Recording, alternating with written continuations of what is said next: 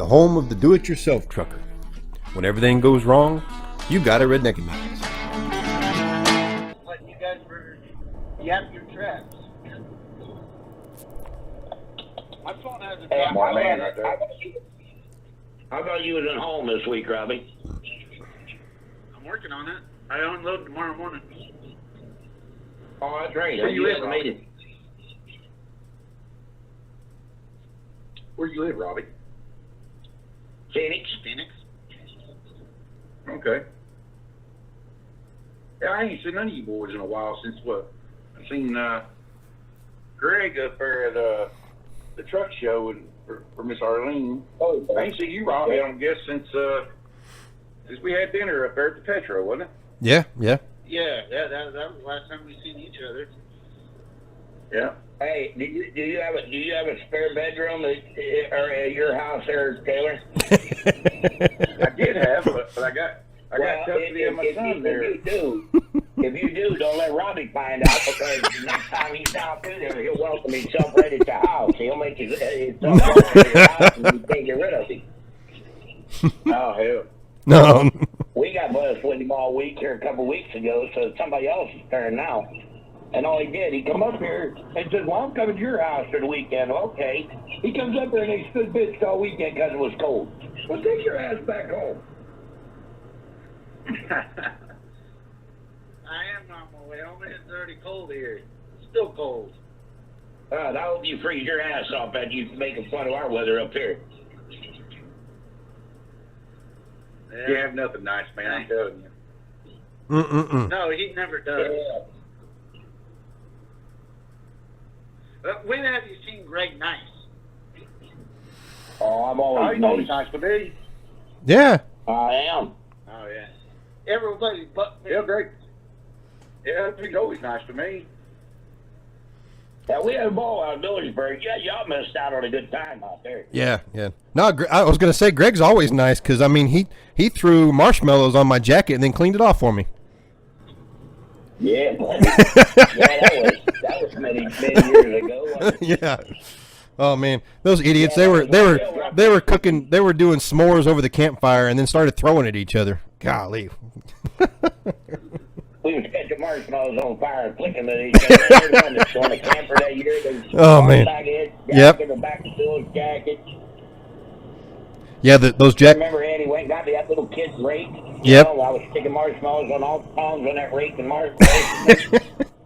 Yeah, that was where we. Because the bus the next morning was roasting them on top of the grill. Yep. Yeah, that was where we learned that having the campfire like that, having a pit fire, that was a bad idea because all of our clothes smelled like forest fires.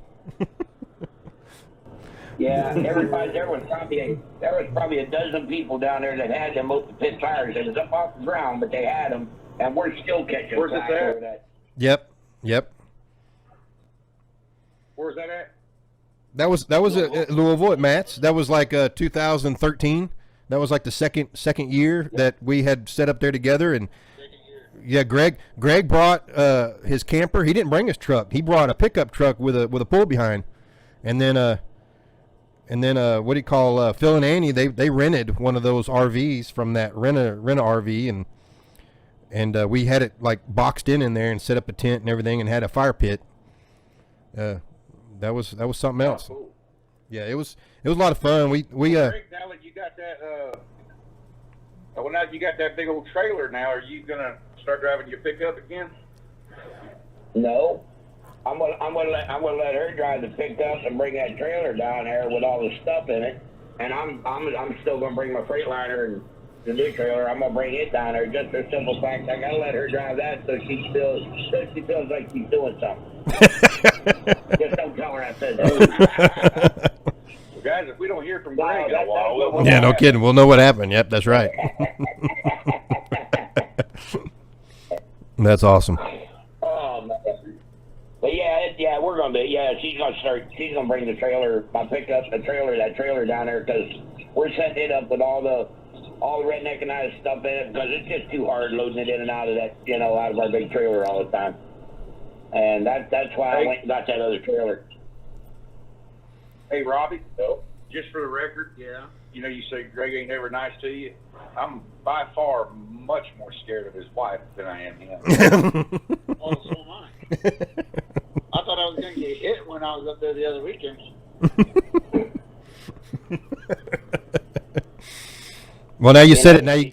She really, What? she really ain't so bad. You just got to watch when you say that and when you don't. Yeah. It's even better when you're 2,000 miles away. Yeah. Man, oh man. Oh, man. But women know their... Well, my wife, it ain't no better. They She don't forget nothing. No, Well, that's what I was getting to. Women don't forget. They'll get you back. It won't be that minute or that week or that month. Sometime in that year or 10 years, they'll get you back. There you go. You know, Robbie, you always say you ain't no way you want me to talk to your wife because I told you if I ever get a hold of her, I'll hook you right up. Hey, I can do it. I can do it through you because I know she sees everything that I post to you. Yeah. Anything I say to you, I know your wife sees it. Yeah. Actually, you know, Just remember that. Greg. I go, you don't Just remember that. Just My wife remember don't that. get on Facebook. You talking to me or Robbie? No, I was talking to Robbie Taylor. I wouldn't. No, Oh. ain't no way that I wouldn't do something like that to you. Now, would I? Do you really actually think that? No. Oh, Okay. I know that. I was gonna say, Yeah, you my keep wife, thinking that. she don't ever get on Facebook. Yeah, you Once keep in a thinking while. that. I do that to you things I would anybody else. That's like you would me. You know, You know, to quote a liberal politician, and use the analogy that they use, it's the same formula but different scenario. Never let a good crisis go to waste. Yeah. exactly. So, never let a good opportunity to get one on your old buddies go to waste. Yeah, I was going to call you one day last week, and I figured you would probably get your beauty sleep. And I figured, I can't interrupt that. You know, everybody tell, I was going to call you, but I thought you might have been asleep. And I'm thinking, well, hell, if you don't never call me, you don't never know. Yeah. I'm just tell you like everybody else.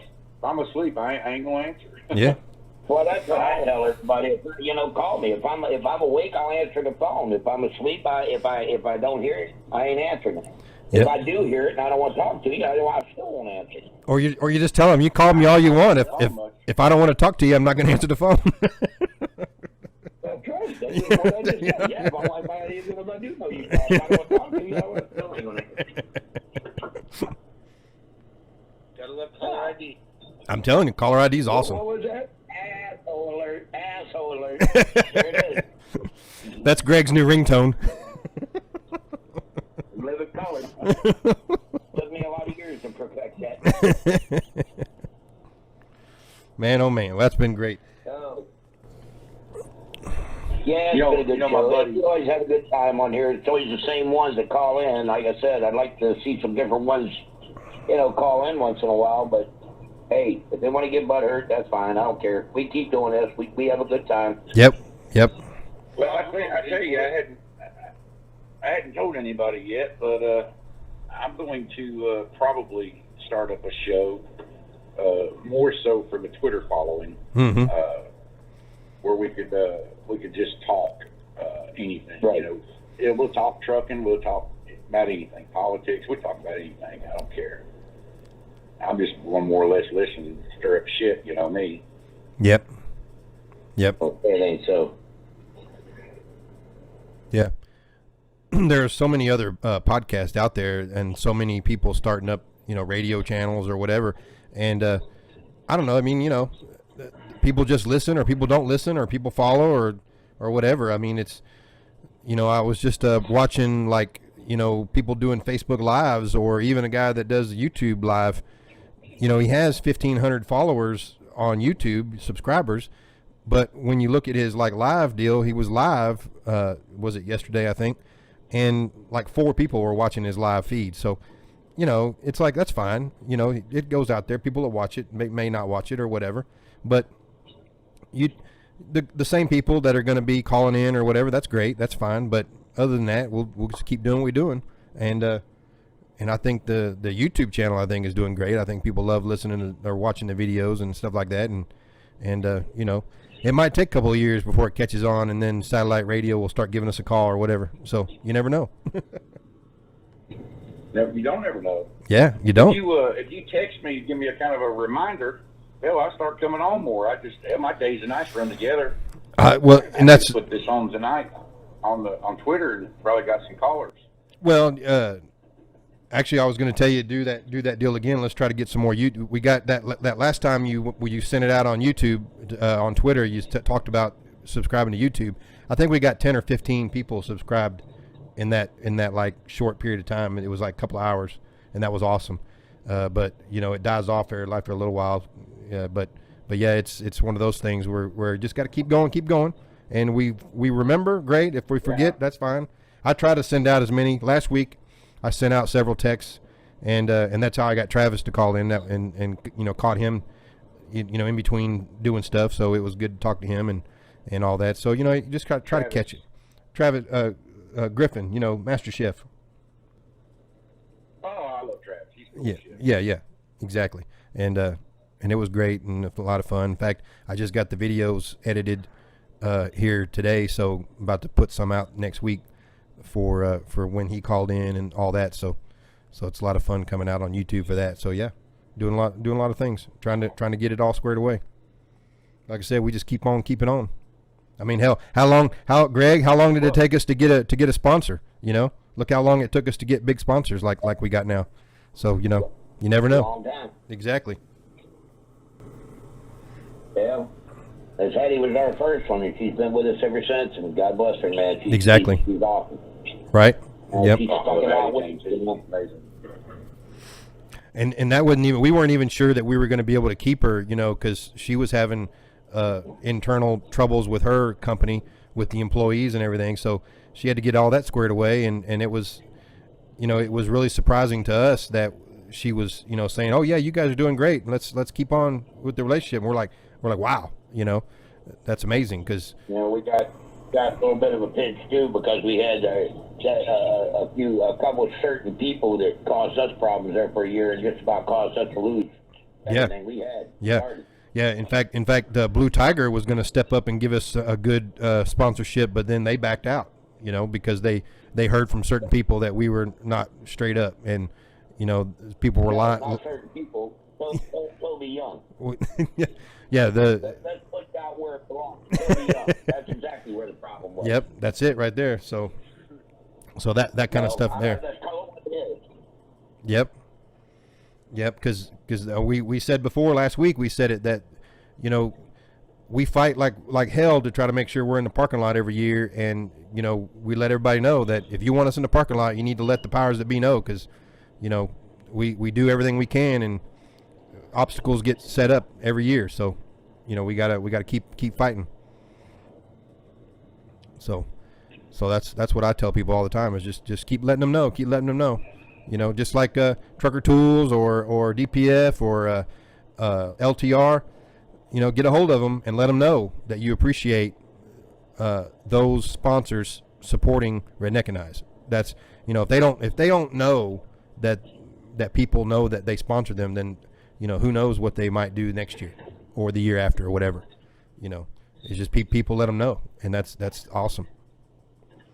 Because what happened during the truck show, you know, we kind of sent out a thing saying that we weren't going to be able to be there because they changed the rules on us, and we told everybody that, you know, things had changed, and next thing you know, show management, you know, calls us and says, "Hey, we got to figure something out. Don't tell people to call us."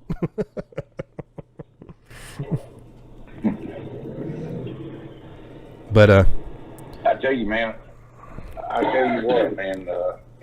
I learned a valuable lesson from stuff like that a while back with a certain GPS company.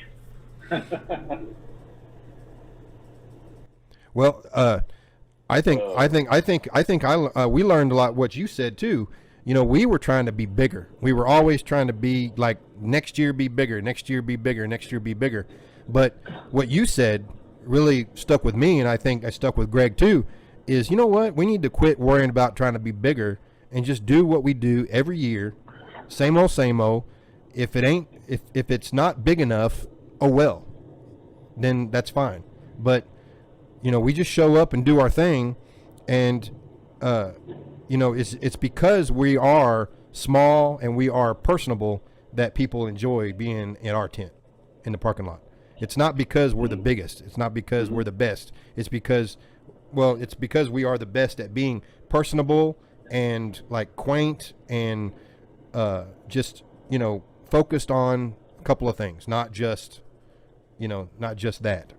So not just trying to be like all about the sponsors. We're all about the truckers. We're not about the sponsors. That's why the sponsors like us, because we're about the truckers. We're not about trying to get you to buy something or get you to pay for something or get you to support something that we don't support. We want you to be there to enjoy yourself. That's why drivers like coming around and hanging out with us. So that's what I thought. The product sells itself. Yeah, and it shows, because just like what Greg says, when we're at the tent, they can't wait to get a Redneckanize t-shirt. They can't wait to have food by Redneckanize. They can't wait to donate to Redneckanize. But then when the show is over and the tents get folded up, we never hear a peep out of those people. We try to get them to continue, but we never hear a peep out of the people that we see at the truck show, because they're driving trucks, they're working, and they're not focused on what we're doing. They're focused on what they're doing, which is all fine and dandy. But it's right. They're not focused on what you're doing yet. Well, not yet, because like I said, they got their own problems. They got their own deal going on. But what they do is they do see us at the show, and when we tell them that this last year, back in 2020, in February, we told them that we might not be there because of this, and then guess what? It blew up, because they're like, "Hey, we just heard that Redneckanize might not be in the parking lot. Who do we need to call to make sure that doesn't happen?" And boom. It changed. So we didn't realize that these people were looking forward to seeing us as much as they were. We didn't realize that. We realize that now, that we may not hear from them on a regular basis now, but they do look forward to seeing us at the truck show, and that's exciting. It's very inspirational because of that. So yeah. But yep. Like Forrest Gump said, that's all I got to say about that. That's all I got to say about that.